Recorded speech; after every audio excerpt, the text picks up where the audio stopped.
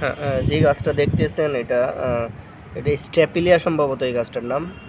এই গাছটার বৈশিষ্ট্যটা দেখেন, এটা দেখতে কাটা কাটা লাগলেও অ্যাকচুয়ালি এগুলো কিন্তু একদম নরম, বুঝছেন, একদম কাটা নাই। আর এটা খুবই ঝোপালো ঝোপালো আকৃতির হয়। অনেক দিন সময় লাগে এই গাছটা এরকম হইতে। তো আজকে ভিডিওটা করার উদ্দেশ্য হচ্ছে, অ্যাকচুয়ালি আমার জানা ছিল না বিষয়টা। সেটা হচ্ছে এই যে দেখেন, দেখছেন এখানে একটা ফুল। হ্যাঁ, এই গাছটাতে যে ফুল ফুটে এটা একদমই আমার অজানা ছিল। খুব সুন্দর একটা ফুল ফুটছে। ফুলের কালারটা একদম মানে অরিজিনাল যেই লাল গোলাপটা আছে সেটার মতো। আসলে আমার ক্যামেরাতে ভালো করে হয়তো আসতেছে না।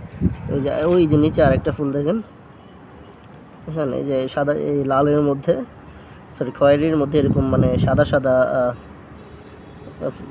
আছে আর কি, সেটা আছে সাদা সাদা রঙের ছিটা ফোটা এরকম।